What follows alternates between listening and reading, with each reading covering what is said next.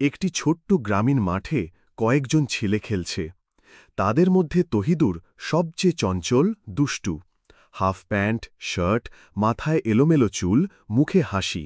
সে খেলাধুলায় ব্যস্ত, নামাজ বা পড়াশোনায় মন নেই। একদিন বিকেলে গ্রামের মসজিদের বারান্দায় এক মুরুব্বি তাকে ডেকে বসালেন। দাড়ি, সাদা পাঞ্জাবি, টুপি পরা সেই মুরুব্বি ভালোবাসা ভরা কণ্ঠে বললেন, বেটা তহিদুর, নামাজ আল্লাহর হুকুম। নামাজ ছেড়ে দিলে জীবন অন্ধকার হয়ে যাবে। একদিন আমরা সবাই আল্লাহর কাছে ফিরে যাব, নামাজই আমাদের রক্ষা করবে। তহিদুর চুপচাপ মাথা নিচু করে শুনল, তারপর বলল, আচ্ছা চাচা, আমি চেষ্টা করব। ভোরবেলা মসজিদের ভিতরে সাদা আলো।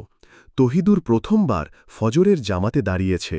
তার মুখে শান্তি আর মনোযোগ, একটা নতুন যাত্রার শুরু।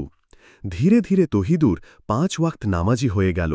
ফজর, জোহর, আসর, মাগরিব, এশা, প্রতিটি নামাজে সে জামাতে অংশ নেয়। গ্রামের মানুষ অবাক হয়ে তার এই পরিবর্তন দেখে।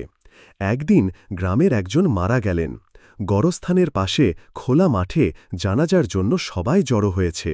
সাদা কাপড়ে ঢাকা মৃতদেহ সামনে, আর তহিদুর জানাজার ইমামতি করছে। নামাজ শেষে গ্রামের কিছু বৃদ্ধ তহিদুরের দিকে তাকিয়ে দোয়া করছে, আল্লাহ তোমার মঙ্গল করুন বেটা। মাগরিবের নামাজ শেষে তহিদুর মসজিদে বসে ২ হাত তুলে দোয়া করছে।